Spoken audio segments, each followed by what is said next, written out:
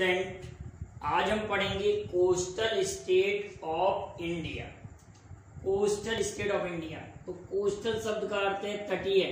तो भारत के तटीय राज्य, तो तटीय राज्य क्या होता है? तो आप कहेंगे जो राज्य समुद्र से लगे होते हैं। भारत की इस तरफ भी समुद्र है और इधर भी समुद्र है और दक्षिण साइड में भी समुद्र है। भारत तीन ओर से समुद्र से घिरा है। तो भारत के टोटल तटीय राज्य या कोस्टल स्टेट कितने होते हैं? 9। भारत के कुल तटीय राज्य कितने हैं? 9। अगर आपसे पूछा जाए कि कर्क रेखा पर स्थित राज्य कितने हैं, तो 8। विधान परिषद वाले राज्य कितने हैं? तो 6। इंडिया के टोटल स्टेट कितने हैं? 28। यूनियन टेरिटरीज कितनी है? तो कहेंगे कितनी यूनियन टेरिटरीज? 8। पहले 9 थी, अब 8 हो चुकी हैं। और उससे पहले कितनी थी? 7। क्लियर है कि नहीं?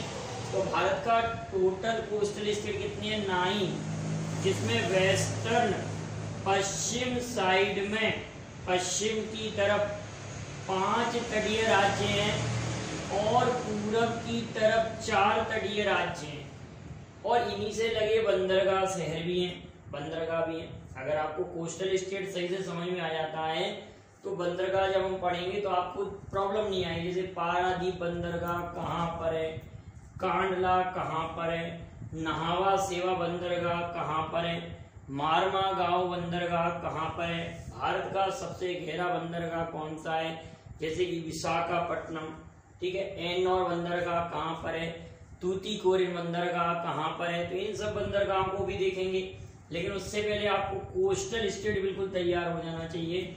बिल्कुल आप इसको 100% तैयार कर लीजिए, कभी भी आपसे पूछा जाए तो आप तुरंत बता सकें। तो पश्चिम तरफ अगर देखें वेस्टर्न साइड में, तो वेस्टर्न साइड में उत्तर से दक्षिण क्रम में गुजरात, महाराष्ट्र, गोवा, कर्नाटक और केरल, इसी क्रम में भारत का अगर दक्षिणी राज्य पूछा जाए, दक्षिणतम कोस्टल स्टेट पूछा जाए तो तमिलनाडु है।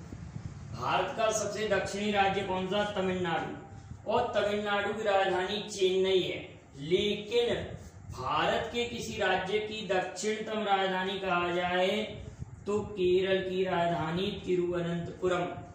क्लियर है? इधर गुजरात की राजधानी गांधीनगर, महाराष्ट्र की राजधानी मुंबई, गोवा की राजधानी पणजी मांडवी नदी के तट पर है। और गोवा सबसे छोटा तटीय राज्य है। सबसे कम समुद्र सीमा लगती है तो गोवा की, और सबसे लंबी सीमा अगर समुद्री सीमा लगती है तो गुजरात राज्य की लगती है। कर्नाटक की राजधानी बेंगलोर, इसरो का हेडक्वार्टर भी है यहाँ पर।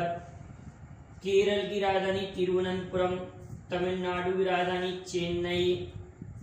इसके बाद आ जाएंगे इस साइड के तटीय राज्य हम देख रहे हैं दक्षिण से उत्तर क्रम में, नीचे से ऊपर क्रम में तमिलनाडु, आंध्र प्रदेश, उड़ीसा और पश्चिम बंगाल। उड़ीसा में एक द्वीप है पारादीप।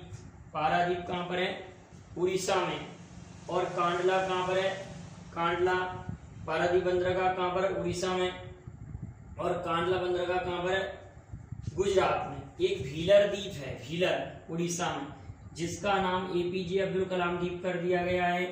तो अगर हम यहाँ से देखें दक्षिण से उत्तर क्रम में, तो उड़ीसा की राजधानी भुवनेश्वर, आंध्र प्रदेश की राजधानी की बात अगर करें तो एट प्रेजेंट आंध्र प्रदेश की राजधानी अभी तो हैदराबाद है, लेकिन इसकी 3 राजधानियां प्रस्तावित हैं।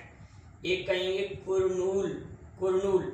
जब आंध्र प्रदेश 1 अक्टूबर 1953 को जब आंध्र प्रदेश भाषा के आधार पर पहला राज्य बना था, उस समय आंध्र प्रदेश की राजधानी कुर्नूल थी। लेकिन अब इसकी 3 राजधानियों में एक कुर्नूल भी है, एक विशाखापट्टनम भी है। कुर्नूल, विशाखापट्टनम और अमरावती, याद करिए दोबारा से, कुर्नूल, विशाखापट्टनम और अमरावती, इसकी 3 राजधानी बनेंगी। तो भारत के अंदर वर्तमान में कौन सा राज्य जिसकी 3 कैपिटल होंगी? तो आंध्र प्रदेश। और आंध्र प्रदेश से 2 जून 2014 को आपको मालूम है तेलंगाना राज्य अलग हुआ था। आंध्र प्रदेश से ही तेलंगाना राज्य अलग हुआ था 2 जून 2014 को। तो इस तरह से भारत में 29वां राज्य कौन बना था? तेलंगाना, सभी लोग जानते हैं। लेकिन जम्मू कश्मीर को राज्य से हटाकर केंद्र शासित प्रदेश बना दिया गया था। जम्मू कश्मीर को राज्य से हटाकर जब केंद्र शासित प्रदेश बना दिया गया और उससे लद्दाख को अलग कर दिया गया तो 7 केंद्र शासित प्रदेश की जगह 9 हो गए थे। लेकिन आगे चलकर क्या किया गया कि दादर नगर हवेली और दमन दीव को एक कर दिया गया, इसलिए 8 केंद्र शासित प्रदेश हैं एट प्रेजेंट। और राज्य कितनी है? 28। लेकिन कोस्टल स्टेट आपको क्लियर हो गए होंगे 100%। 9 कोस्टल स्टेट टोटल हैं और वेस्टर्न कितनी है? 5, ईस्टर्न कितनी है? 4। मतलब पश्चिमी तटीय राज्य कितनी है? 5 और पूर्व तटीय राज्य कितनी है? 4। तो ये टोटल मैंने कोस्टल स्टेट पर वीडियो बनाया है। इसी तरह से मैं भारत की बंदरगाह भी आपके लिए लेकर आऊंगा, भारत की बंदरगाह, पोर्ट ऑफ इंडिया, तो आप उनको भी तैयार कीजिए।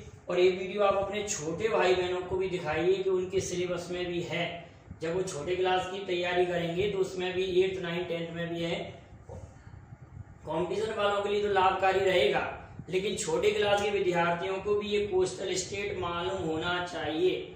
अगर वो ज्योग्राफी पढ़ रहे हैं और कोस्टल स्टेट नहीं मालूम तो आप उनको तैयार कराइए। और वीडियो पसंद आया है तो लाइक शेयर करें। Thank you very much. जय हिंद, जय भारत।